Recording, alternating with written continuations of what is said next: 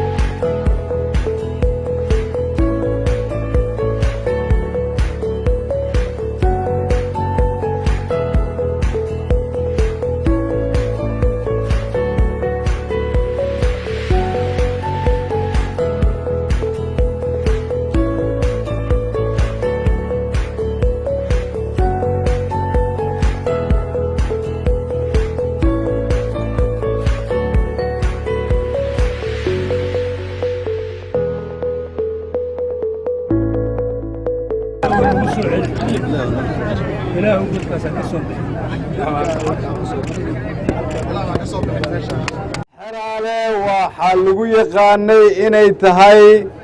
dhulkii culummada iyo ducada sanadihii ugu dambeeyey waxaa loo aqoonsaday inay ahayd dhul colaadeed maantay waxaan isugu nimid inaan baabi'inno taariikhdii 3 sano oo la soo dhaafay ee khaldantay oo aan bilowno taariikh cusub oo ah tii aad hore u lahaan jirteen dhulkii culimada iyo halyeeyada haddii ilaahay yidhaahdo dhammaan dadka halkan ka soo jeeda oo ilaahay barakeeyey ka dhigay dad aad u badan haddana isku qoys ah kulligood soomaali kuma jiraan dad sidaas u badan haddana saas isugu qoysa laakiin nasiib darra ay colaadi soo kala dhex gashay waxaan aad idinkaga mahad celinayaa labadiinna dhinacba inaad aqbasheen inaad qaadataan dhab heshiisiin dhab ah isu timaadaan iscafisaan qalbiyada iyo gacmaha isu furtaan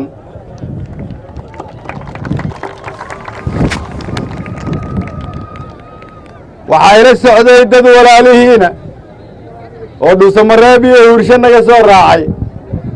oo u yimid inay magaaladooda soo degaan guryahooda iyo iskuulladooda iyo ceelashooda inay dib ugu soo laabtaan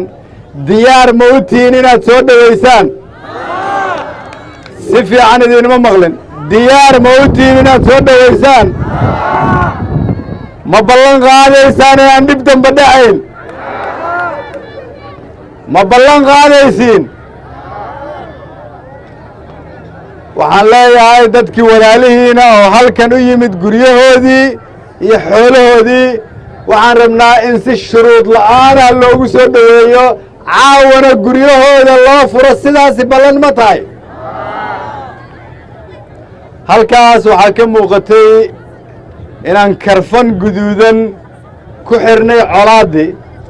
god aan u qodnay aan ku duugnay soo sidaas ma aha taasoo ka turjumaysa mar dambe inaanay huurshe iyo xeraale colaadi ka dhici doonin oo lagu aqoonsan doono nabad keliya soo sidaas ma aha waxaa kaloon isku raacnay annagoo wada jirna inaanan u dulqaadan doonin qofkii isku dayda inay colaaddaas soo noolayso meel ma uga soo wada jeesanaynaa qofkii isku dayda inay colaaddaas soo noolayso si fiican idinma maqlin meel ma uga soo wada jeesanaynaa waxaan rabaa inaan idiin sheego dawladdiinna oo dhan oo ugu horreeyo madaxweynaha ra-iisul wasaaraha xukuumadda labada aqal kulligood way isku raacsan yihiin wayna isku garab taagan yihiin inaad aastaan colaaddan kulligeed dawladda federaalka oo madaxweynuhu ugu horreeyo waxay aaminsan yihiin wixii maanta halkan aad ka samayseen inay tahay taariikh cusub oo isqoraysa taariikh cusub oo aad u qorteen ummadda soomaaliyeed oo ah idinku galmudugti laysu keenaayey dib loo heshiisiinayey inaad hormuud ka noqoteen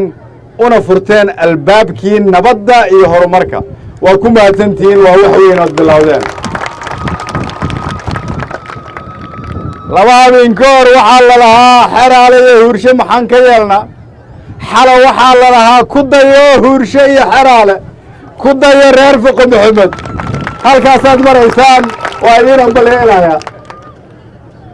taariikhdu waa intaas waa wiil iyo gabar waa odayaal iyo dhallinyaro iyo siyaasiyiin ku dhiirada inay sameeyaan wixii hore wax ka duwan taasaa noo keentay maantay inaan ku guulaysanno inaan godkii ku ridno maradii guduudneed idinkana reer galmudug ay idin yidhaahdaan waxaan rabnaa inaan ku daysanno yaa ka fikiraayay 2 maalmood ka hor in la yidhaahdo xeraalaha lagu daysado caawa waxaad joogtaan